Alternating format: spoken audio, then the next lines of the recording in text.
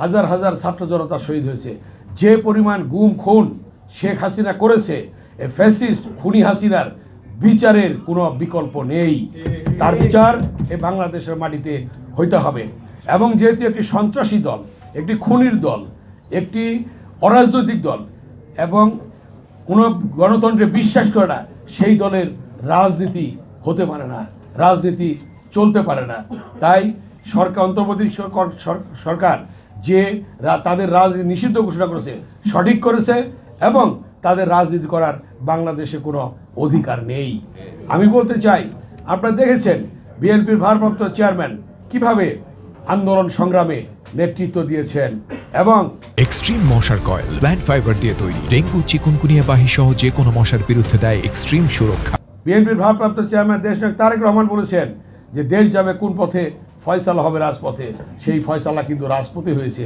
তার সুদূর প্রসারী চিন্তা ভাবনা, তার বক্তব্য, তিনি বলেছেন যে রাজপথে ফয়সালা হবে। আপনারা দেখেছেন 52-এর ভাষা আন্দোলনে সালাম, বরকত, রফিকের রক্তের বিনিময়ে মায়ের ভাষা প্রতিষ্ঠা হয়েছিল, রাজপথে ফয়সালা হয়েছিল। 62-র শিক্ষা আন্দোলনে সেদিন ওয়াজুল্লাহ বাবুলের রক্তের বিনিময়ে শিক্ষার অধিকার প্রতিষ্ঠা হয়েছিল, সেদিন রাজপথে ফয়সালা হয়েছিল। আপনারা দেখেছেন 69-এর গণ অভ্যুত্থান, শহীদ আসাদের রক্তের বিনিময়ে সেদিন সফল গণ অভ্যুত্থান হয়েছিল, সেদিন রাজপথে ফয়সালা হয়েছিল। 71-এর মুক্তিযুদ্ধ, শহীদ রাষ্ট্রপতি জিয়াউর রহমানের ঘোষণার মধ্য দিয়ে সেদিন লক্ষ লক্ষ শহীদের রক্তের বিনিময়ে রাজপথেই ফয়সালা হয়েছিল, আমরা পেয়েছিলাম স্বাধীনতা।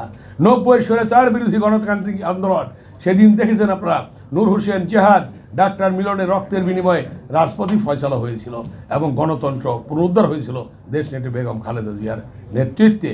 এবং দীর্ঘ 16টি বছর যে আন্দোলন হয়েছে, সে আন্দোলনে হাজার হাজার ছাত্র জনতা শহীদ হয়েছে, চৌধুরী ইলিয়াস আলী, চৌধুরী আলম গুম হয়েছে এবং সেই সকল শহীদের রক্তের বিনিময়ে আজকে আমরা পেয়েছি নতুন বাংলাদেশ।